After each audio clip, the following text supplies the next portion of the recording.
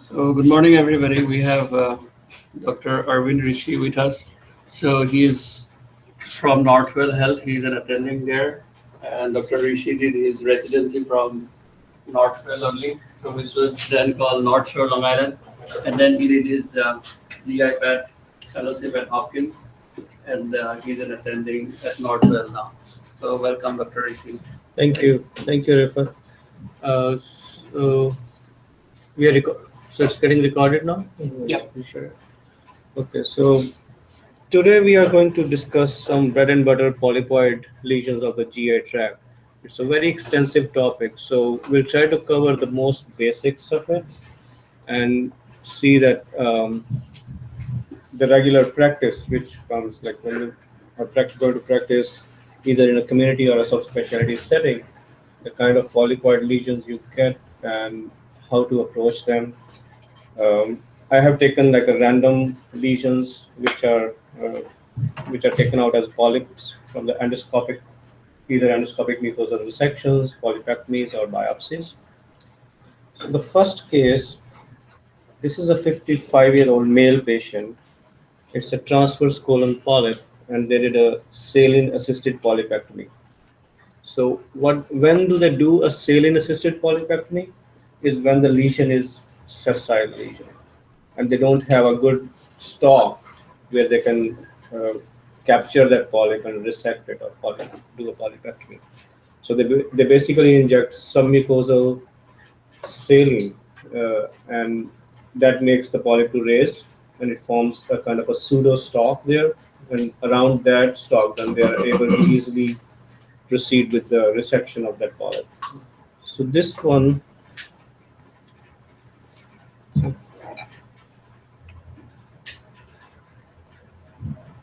then you can see that this is area which they created a stalk, and this basically the inked area here.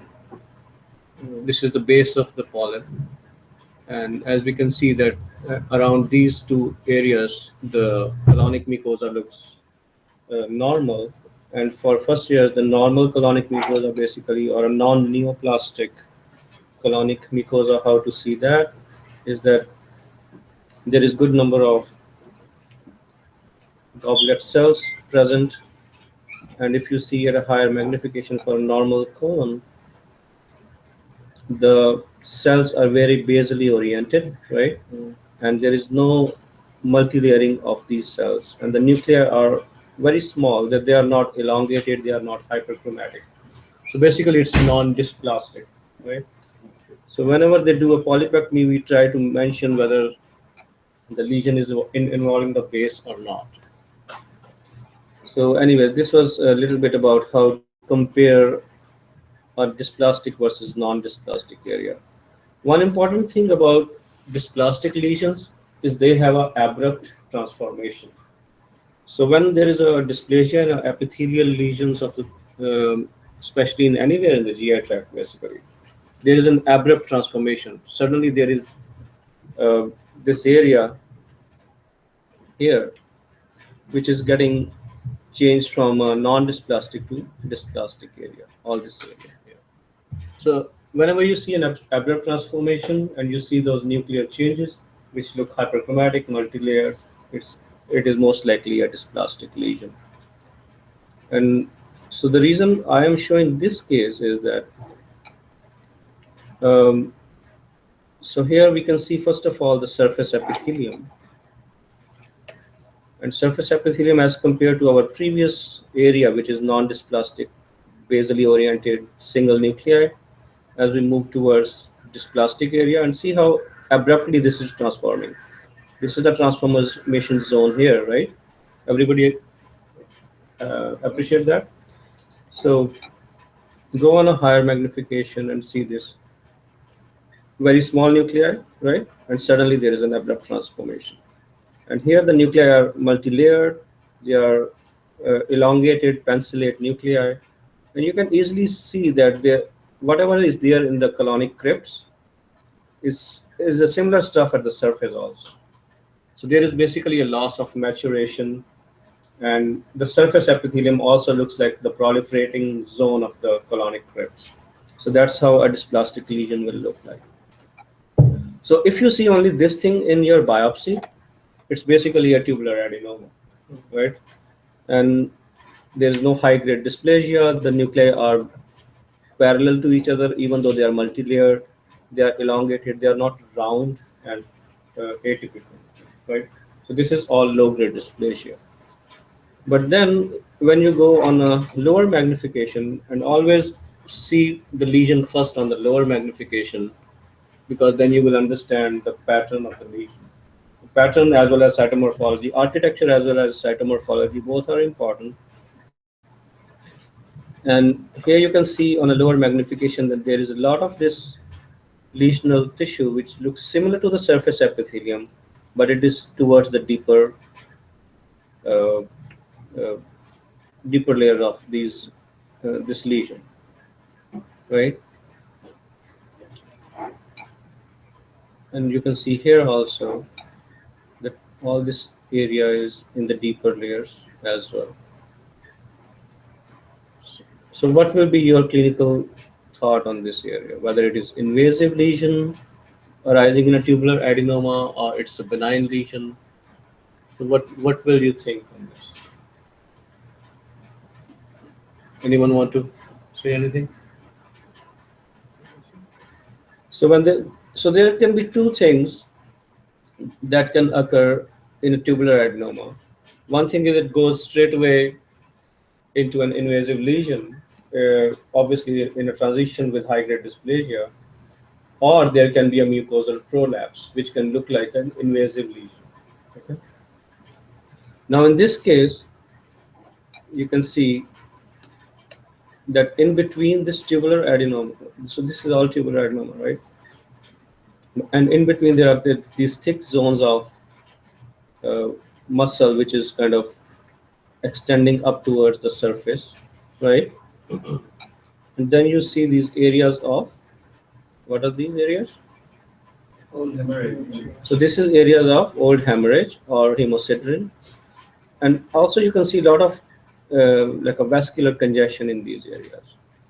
So when you see old hemorrhage, this kind of pulling up of a muscle layer and this vascular congestion around, so all these are kind of a reactive stromal changes being caused because of a prolapse, a mucosal prolapse, which can give you an impression that this is all invading and this is kind of a fibrotic response to an invading lesion, but actually it is not. This is all which is called as a pseudo invasion. It's very important to differentiate between these two, because invasive lesions based on certain criteria will go to a resection, a major resection, versus pseudo invasion. If you are able to diagnose it, obviously patient is cured of that lesion and they will uh, do a follow-up endoscopy based on the criteria of dysplasia, 3 years or 5 years. Okay.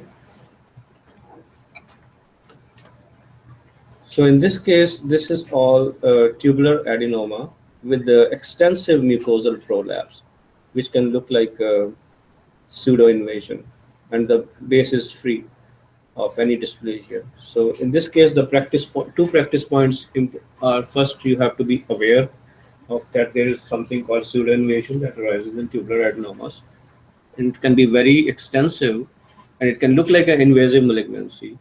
And then you have to see the stromal response to that pseudo invasion, to whether to categorize it, whether it is a high grade, whether it is an invasive lesion, or whether it is just a pseudo invasion. And the second practice point in cases where you get very good base is obviously you have to mention that the polyp base is negative for dysplasia. All right, if it is a polypectomy specimen. So if you get a polypectomy in multiple fragments, you are not obliged basically to tell the margin in those cases. But if you get a single specimen which is bisected, it is oriented properly, then I think it will be a better service to patient to mention that the margin is either involved or not involved by the dysplasia. Okay. Any questions about this? Yes, actually. So after you pointed out, it was easy to notice the difference and that it was prolapse. But how important is to find the old hemorrhage? Do we need to find that, or just a congestion of the No, you vessels? don't really need. Old hemorrhage is not a definitive sign, like a histological feature of a prolapse or a pseudo invasion. But if you find it, it helps. Basically, what you need to see is you have to orient yourself uh, with the pattern of the invasion of the glands or a pseudo invasion. Usually, invading glands, you will see that they will be more angulated. The type of stromal response will be very fibrotic. It will be more of a tissue culture like response. It will be desmoplastic response.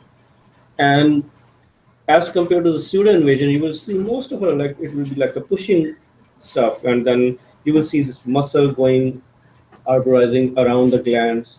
And in general, in pseudo invasion, until unless you are very unlucky to get a lot of high grade dysplasia also along with it, then it will be very difficult.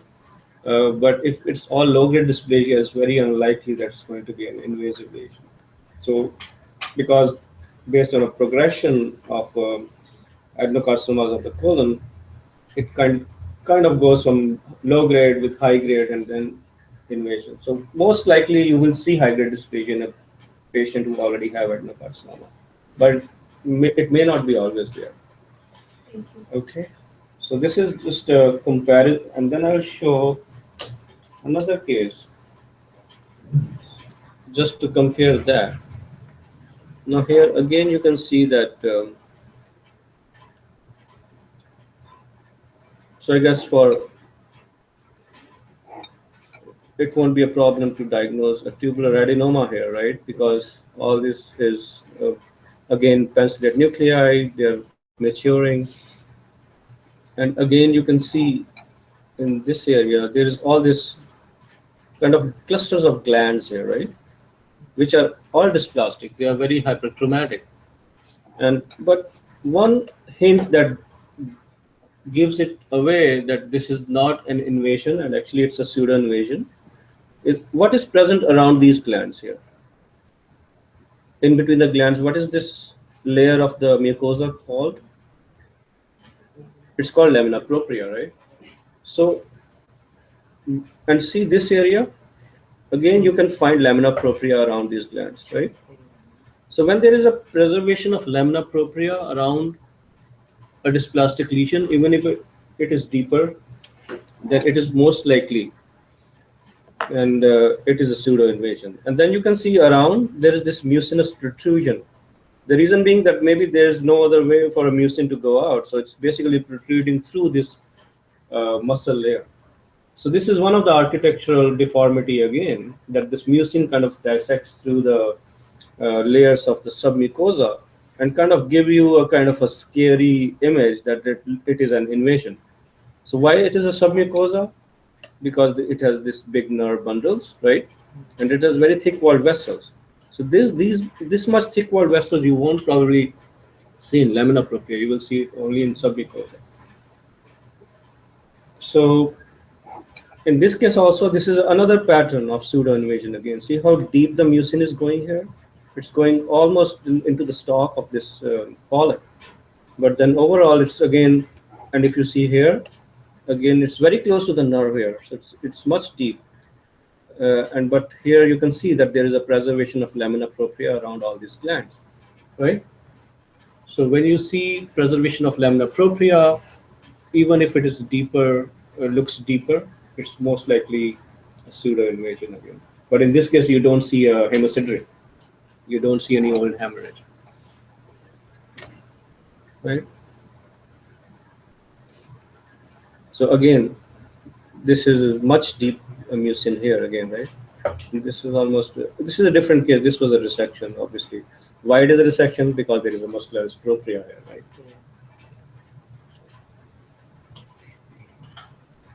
So what is the difference between adenocarcinoma if you see something in the upper GI tract versus in the colon?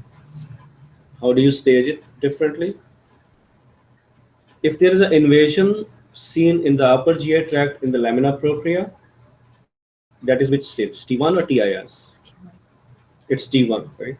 So anything in the upper GI tract which invades into the lamina propria is T1. Anything that invades into the lamina propria and the colon is TIS. So always remember this. So that TIS, even if it is an intramucosal adenocarcinoma, it will still be called TIS. But if you see a poorly differentiated component in a TIS in a lower GI tract, you should always mention it, because the cases with poorly differentiated component of intramucosal adenocarcinoma can still metastasize to lymph node.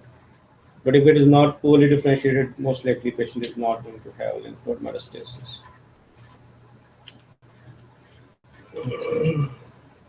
So this I just want to compare it to our previous two cases. And what I wanted to compare is that how a response of a invasive lesion could look like. Now again, this has all lamina propria around. This is another colonic polyp, by the way. So here you can see that it is ulcerated. There is some erosion on the surface. And then you can see that glands, even though they are architecturally tubular, right? But if you go towards in this area on cytology, these are not very kind of behaving nuclei. They are getting rounded up, right? As compared to our previous case, which had all pencillate nuclei which were parallel to each other. Here the nuclei are getting rounded, right? They're kind of getting overlapping here and in between. So there, and a lot of this atypical mitosis. So there are these areas of cytological high-grade dysplasia in this lesion, right? And just to compare with the low-grade area, this is low-grade area here, where the nuclei are still elongated, they are not very rounded up, and they are parallel to each other, right? So now in this lesion, what I was discussing earlier about intramucosal adenocarcinoma was that here you can see these glands are very angulated. Even if they are in the lamina propria here, these glands are forming very angulated architecture. And if you go on a higher magnification, you can see some of these glands are kind of small glands, and they are still in the lamina propria, but they are kind of incomplete and very round nuclei and high grade. So these are like a foci of, it is still in the lamina propria, not invaded into the submucosa. So this is a focus of intramucosal adenocarcinoma in the colon. It will be still regarded as TIS, but if it is a polypectomy specimen, we will put in a comment that this will be regarded as TIS, just to make surgeons also aware. They will be aware about it, but just to make sure that that's communicated in our report, right? So this is just for a comparison with our previous mucosal prolapse case. Okay, any questions on this? Now I just wanted to show another spectrum on the same thing. Now this looks really bad, right? Now here you can see this is the area with the low-grade dysplasia in the same lesion. Now I just wanted to show different areas of spectrum of changes that can occur in the same lesion. Now this is a different patient. First of all, this is not a mucosal prolapse patient. Okay, so again, this is an area with low-grade, right? Pencillate nuclei, parallel nuclei, and then you go, keep on moving on. Now here you can see that obvious high-grade dysplasia, right? So what are the criteria for high-grade dysplasia? Complex architectural pattern, right? Cytologically very rounded nuclei. So basically these two, and ideally you should try to differentiate between a high-grade dysplasia and low-grade dysplasia on a comparatively lower magnification. Like if you directly go on a higher magnification, all the nuclei will start looking high-grade. So it's always best to first see the architecture and then move towards the cytology. Okay, so this is an obvious high-grade dysplasia. There's a, like in this area, we can see that there is a cribriforming architecture, right? what is the meaning of a crypt-reforming architecture? When in between these two luminal, pseudo-luminal structures, you don't see lamina propria. You actually see this kind of a group of cells which are neoplastic. So it forms this cribriform architecture. And actually the lamina propria is all around this gland, right? And the basement membrane is still intact in this area. So it is still high-grade dysplasia, okay? So from low to high-grade dysplasia, and in this adenocarcinoma, dysplasia carcinoma sequence, and here, then you can see that this is all invading it. So this is what I was talking about, the tissue culture like stromal desmoplastic response. So all these kind of very edematous stroma with very prominent kind of fibroblast reaction, right? And this is how the invasive response will look like. Okay. Again, this area has this invasion, and this is right next to this thick walled blood vessels. So we are kind of and the nerve. So basically, it's invading into the submucosa. So the submucosal invasion in the colon will be what? Which stage? T stage? It will be T1. So this is another polypectomy. So the things that you have to convey. So now let's go at a lower magnification and see the pattern of the lesion. So here you can see low-grade dysplasia, high-grade dysplasia, and invasion in this kind of circle, green circle. And then you can see the base of polyp is negative for dysplasia as well as invasive malignancy. So the things that you are going to convey in your pathology report in a patient who has a adenocarcinoma arising in a polyp will be, first of all, the size of the lesion in a synoptic summary, right? Then you have to, the most important criteria will be the distance from the stalk. If it is negative, what is the distance from the stalk of the base of the polyp, and whether there is a vascular invasion or not. So you should mention, either it is positive, you will obviously mention, but if it is negative, you must mention it's negative. So if it is more than 1 millimeter from the stalk and negative for vascular invasion, so basically those patients, depending on the institutional preferences, a lot of time will be staged differently as compared to the patients who have vascular invasion. They will definitely go for a lymph node dissection and subsequent resection also, so that the patient is completely staged. All right. So in any of your reports, it's always important to mention pertinent negative findings also, not just the positive findings. Okay.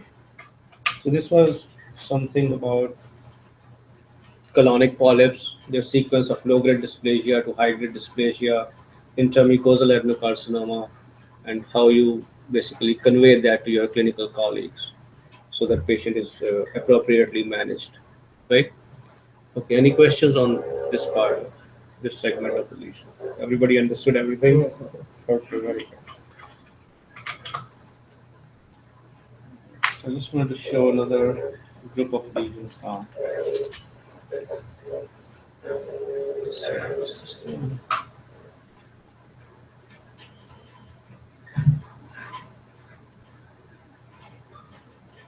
Okay, so this is 69-year-old male patient. It's a rectal lesion. They, again, I think they resected. It was a polypoid rectal lesion, and you can see that here it's quite low down. Even at this low magnification, you can identify some squamous mucosa here, right? And then there is this transition zone. So just based on the pattern of this lesion, if I show you all around the lesion here, this is the basal area with very thick walled vessels, right? So this is most likely towards the submucosal area. And then again here, this is squamous epithelium, then colonic mucosa, squamous epithelium. So it's basically in the area of a transition zone, right? So based on the architecture, what do you think? Is this a benign lesion or is it a dysplastic or slash neoplastic lesion. Anybody wants? Yeah. So based on this architecture, it's uh, it's not multi-layering, even though it's ulcerated at the surface here. We'll go at a higher magnification, and but it's very important as a pathologist to look at the lower magnification, look at the pattern, architecture, and then go at a higher magnification. So at a 4x magnification, you can see that there is this elongated colonic crypts right next to the squamous mucosa, and you can see that all this muscle is getting pulled up in this area, and there is this ulceration, right? And everywhere you can see that there is a maturation which is well maintained. There is no elongation of nuclei, they are non-dysplastic, complex cells are preserved on the surface, which is not definitely a very important criteria always. And then there's this ulceration and a lot of granulation tissue in between these kind of pseudovilli with all this prominent congested capillaries and acute inflammation. And this surface has this kind of almost fibrinous exudate forming a small pseudomembrane. So kind of a buzzword, but not in this case. Okay. So what does everybody think on this case? Solitary rectal ulcer. Right. So this is how a solitary rectal ulcer will look like in this area. It's a reactive process, and they can get very large, and they can be clinically very concerning. So that's why they called it actually rectal lesion, and did quite a major resection on this patient, because clinically this patient was they were very concerned. And this patient is only, I think, 17 or 16 or 17-year-old. And this was a big lesion, almost like a size of 3 or 4 centimeter. And they haven't actually completely resected. After this, there were 4 or 5 additional surgeries, and the lesion just kept on coming back. I don't know what was the reason in this case. Very young patient, and clinically they were always concerned. Every time they did a biopsy or a resection, they were concerned about this lesion. So this is like a colitis cystica profunda or solitary rectal ulcer, kind of non-dysplastic, and no invasive malignancy here. So again, the pattern is important here, right? So I have a question. Yes. Like you talked about prolapse before, right? In pseudo invasion. Right. And the solitary rectal ulcer is also kind of prolapse. Solitary rectal ulcer will be, Right. yes, it So will be. basically, histologically, when we talk about prolapse, so I mean, on histology, because any polyp anywhere can show prolapse-like changes, right? Right. Which we sometimes mention in the report. Hmm. So then, are we actually looking for those muscle bundles, which are like growing in between the glands and lamina propria all the time? Not necessarily solitary rectal ulcer, even elsewhere. Is it how we define prolapse? Right, so there can be like 2 patterns of a prolapse lesion. One could be like there are these smooth muscle bundles that are kind of pulled up into the lamina propria, and they are forming a kind of a polypoid architecture and causing the architectural distortion of the crypts, mostly angulated crypts, but non-dysplastic. The other pattern can also be uh, just a fibrotic lamina propria, and there is something called colosubmucosal polyp, which are like a big polyps that are suggested to be formed because of again prolapse. So what happens in those cases is that actually the submucosa also prolapses. So in the stalk of the polyp, you will see submucosa, you will see muscle bundles being pulled up, and you will see thick blood vessels also in the stalk of the polyp. So those are the 2 patterns. One thing you can see the lamina propria fibrosis. You can see pulling up of the muscle bundles, but I think pulling up of the muscle bundles is something an important part of histological diagnosis. Okay, thank you.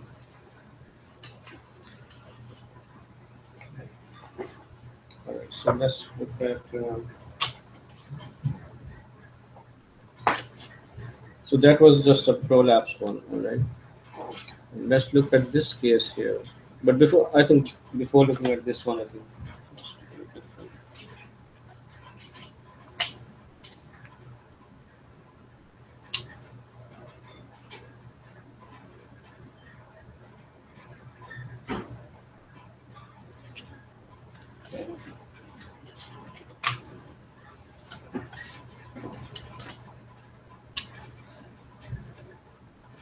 Okay. So this is a 60 something year old, I think 62-year-old. This is a male patient, and this was a polyp which was present in the rectosigmoid. Again, a sessile polyp, and what you can see is there is a lot of this fat underneath, right? So this again, there is an endoscopic mucosal resection. There is the submucosal area and resected it. So a lot of time when we get a sessile lesion, sessile serrated polyps or traditional serrated adenomas, we get a lot of submucosal fat along with it.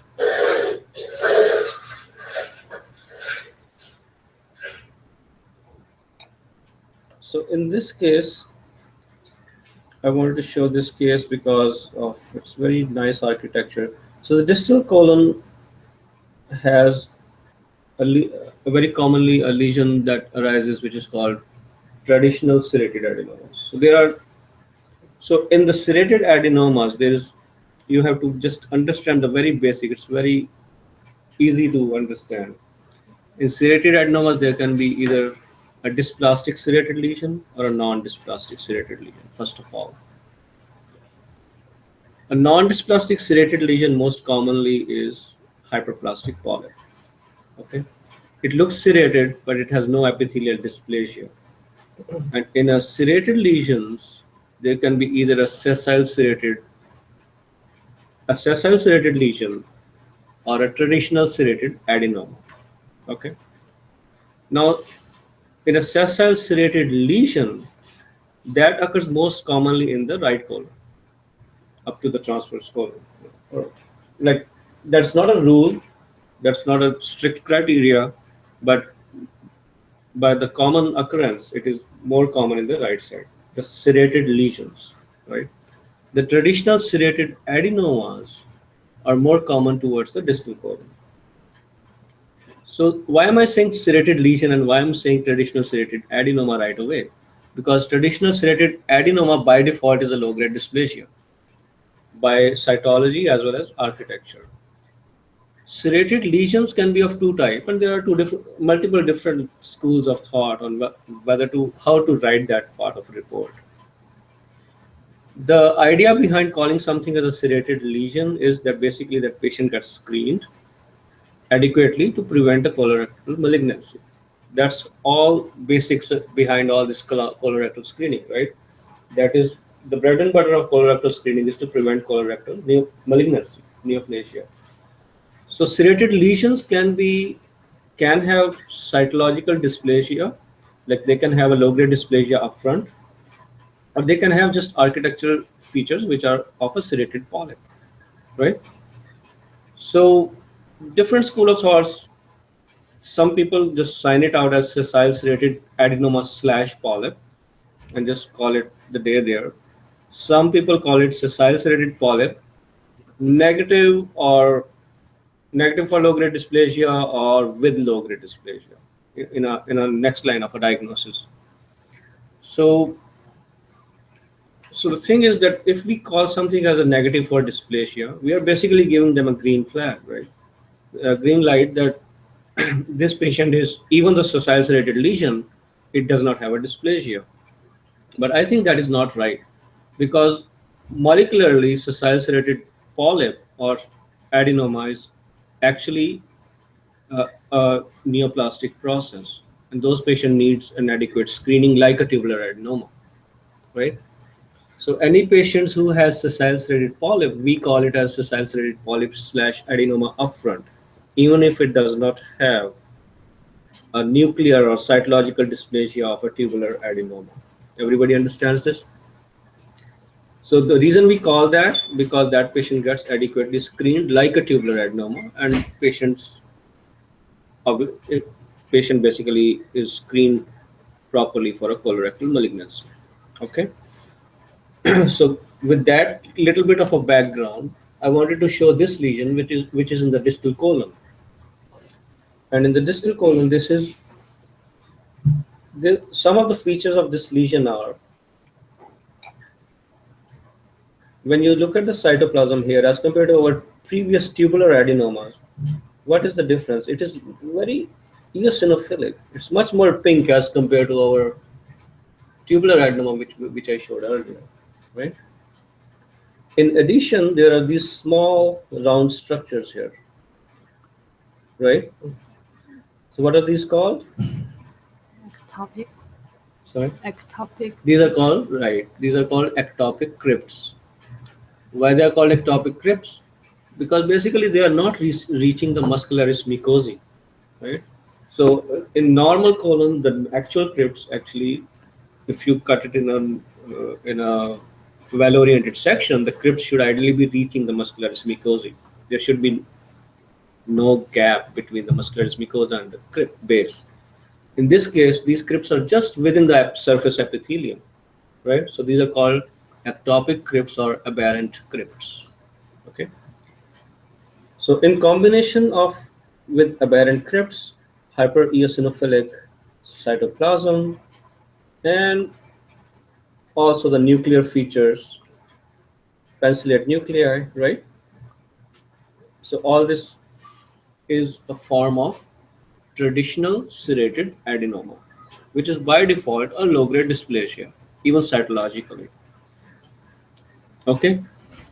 Any questions? Yeah, actually, I think probably like it's better to uh, hammer home this point about traditional serrated adenoma, because I think this entity is not much discussed at all. I mean, I only hear about TSA only when GI pathologists are talking. If general pathologists are talking and they are signing out, I don't know what is the experience of our residents here. I don't think hardly anybody signs out traditional serrated adenoma. Have you guys heard anyone calling traditional serrated adenoma at all the word? Are you guys familiar with the word traditional serrated adenoma? No, I mean, I am surprised too. I mean that nobody talks about traditional serrated adenoma. Maybe many lesions like this, they get signed out as tubular adenoma. So most of the time these lesions are just because signed you out just see it like this. Oh, it's a tubular adenoma. I may be wrong, so maybe you can throw some light on this.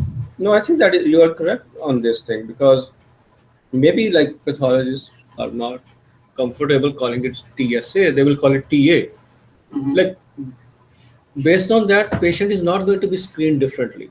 If patient has TA versus TSA, patient is going to be screened still like a low-grade dysplastic lesion of the colon. But from our academic point and from our like if somebody has to pull out TSA cases, for example, from academic point of view, I think if we are able to subclassify a lesion, it will be a nicer database collection within our system also, right? So, and obviously from the point of diagnosis, this entity is well described, and there are very well established features of a lesion in a certain area of the colon. Yeah. So then, if it is described well, why not call it what actually it is? So some of these important points here are that hypereosinophilic cytoplasm, by default low-grade dysplasia, and aberrant crypts. And it forms kind of a villiform architecture. You can see that these are like broad villi, right? These are not like single slender villi. This is like a single villus of a dysplastic structure, which is kind of expanded by all this kind of mess of crypts here, a lot of the crypts, right, within the villus itself.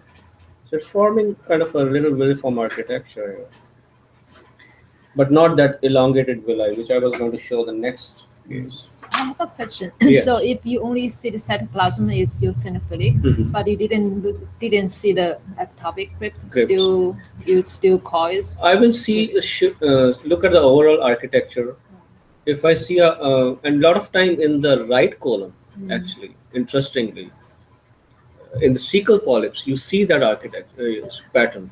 That even if you don't see a lot of ectopic crypts, you see very eosinophilic cytoplasm in those dysplastic crypts. Uh, I usually don't call it.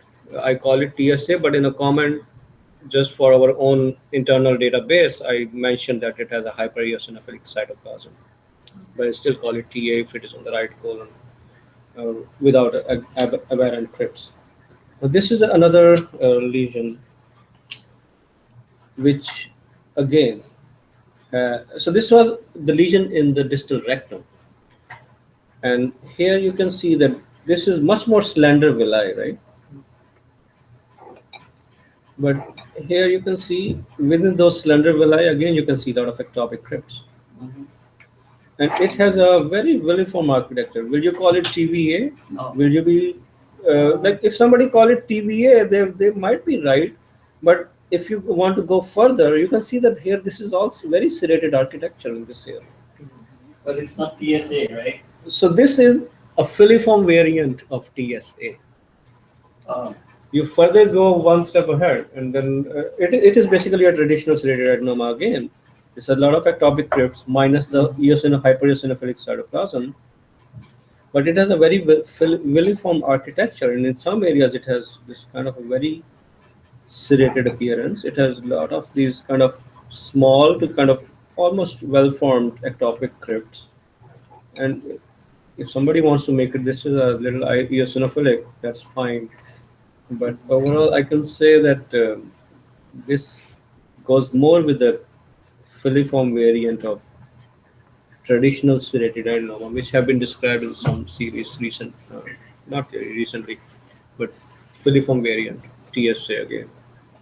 Okay, the previous one was a little bit more chubbier villi, but this one is more filiform architecture. Okay, let's see.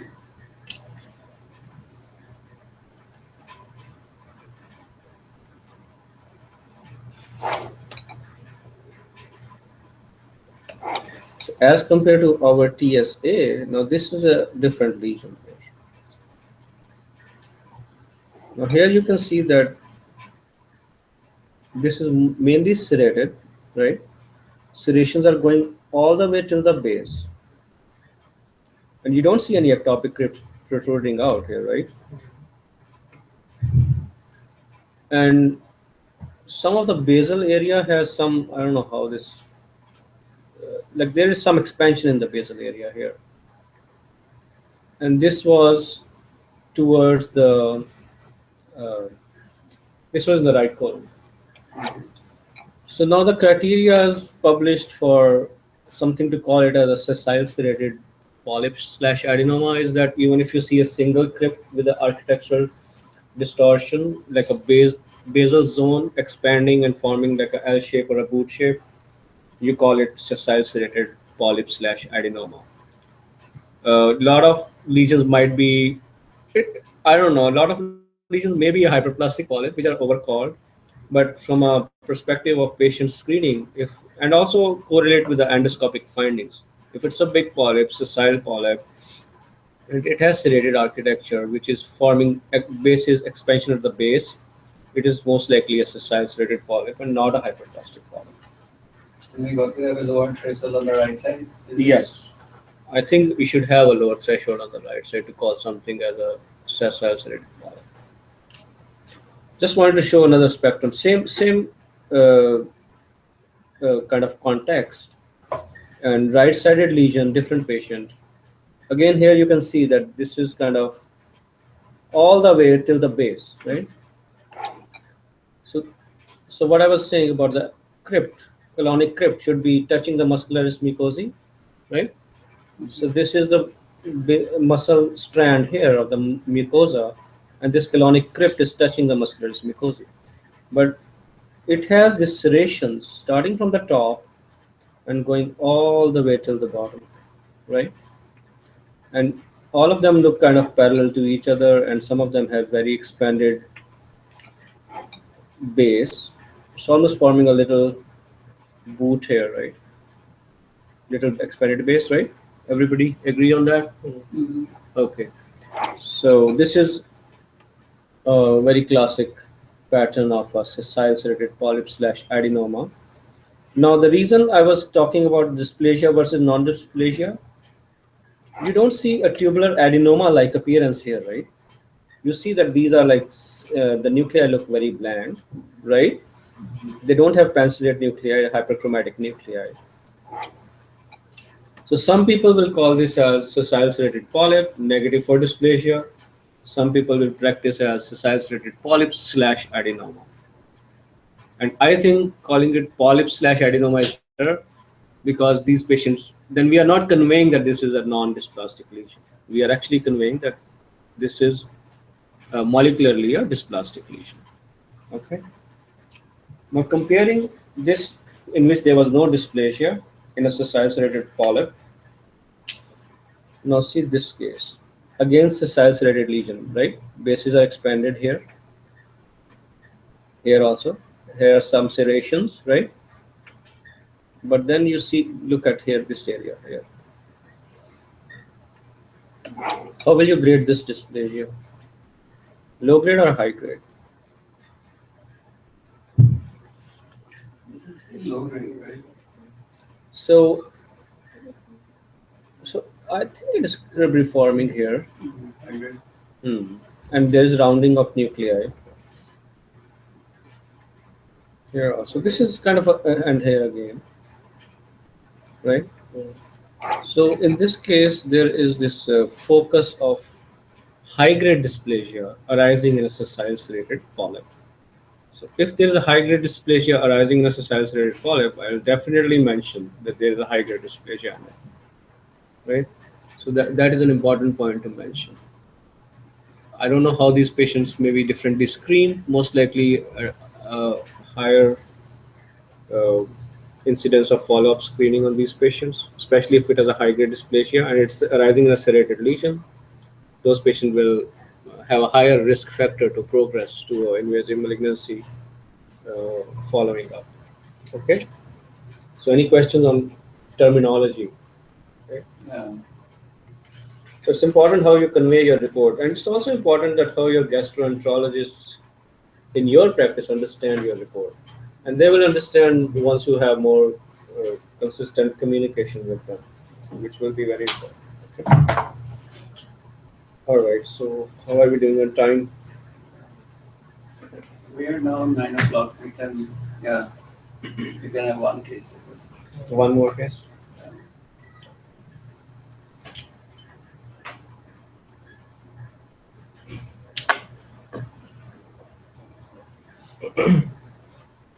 Okay, I think we'll discuss this one then. I started a little late. Okay, this is a colonic polyp. Again, distal rectal polyp. So based on the just on the architecture, this is the surface epithelium to orient you, right? This is the base here, the cauterized edge of the tissue, and then there is this huge lesion. Anybody wants to tell me the pattern here?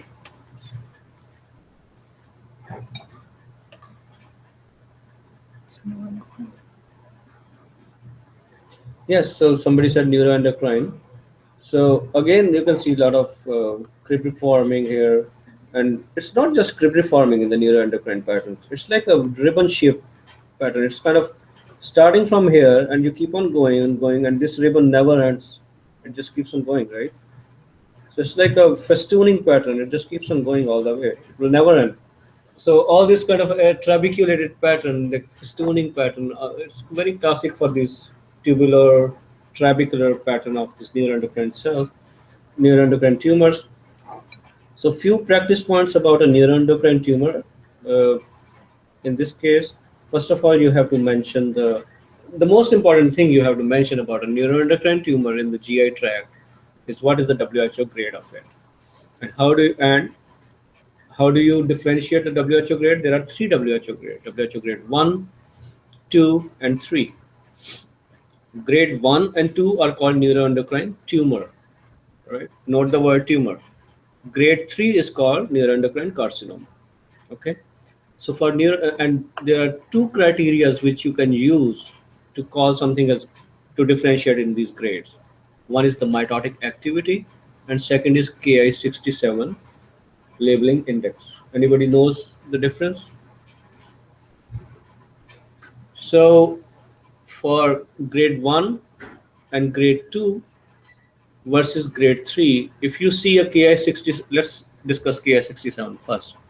If you see Ki67 less than 2%, less than equal to 2%, it is WHO grade 1 neuroendocrine tumor, Ki67. If you see Ki67 between 3 and 20% in the highest proliferating area, make sure in the highest proliferating area. Don't just look at one slide and order Ki67. Look at the morphology if there are multiple slides. See where there is high mitotic activity, and then select that slide to do Ki67. Don't just do on the first slide of Ki, right? And then between 3 and 20% will be Ki67 of WHO grade 2 neuroendocrine tumor, and greater than 20% will be neuroendocrine carcinoma. Okay. Second thing you have to, in these polypectomies, you have to specify obviously the distance from the margin and the vascular invasion.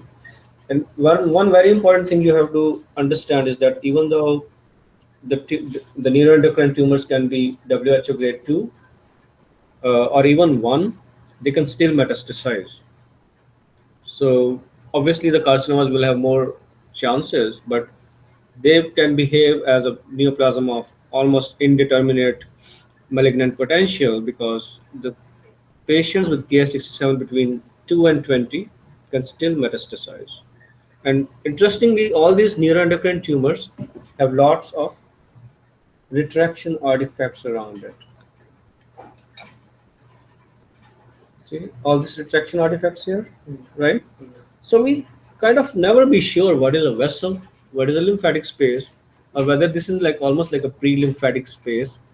And so there are well-published studies also in the breast literature, if there and in the colonic literature, is that if there are these retraction artifacts, those patients are more likely to come up with a lymph node metastasis. So these retraction artifacts, if you see a lot of them, I think we should put somewhere in a comment. I don't know. At this point, I don't think there is a standard practice to mention retraction artifacts, but I think this carries some prognostic significance. And If you see it, count. and for the mitotic count, you have to see in basically in a specific amount of area, and then based on the mitotic count it's similar to the Ki67, and like you see up to 2 mitotic activity, the 2 to 20 and greater than 20. So it's in the same, but if you see Ki67, then Ki67, higher Ki67 always trumps the mitotic. I'm saying, so it always supersedes the mitotic activity. So for voting day, we should not use the specific word. Okay. Disclaimer. Disclaimer. Disclaimer. Yes.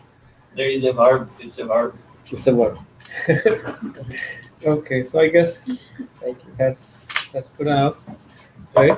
Thank you. Yeah. Okay. No, actually, the residents have to go to other Another. sites. So no, thanks a lot. We really had a good time. Well, we have lot.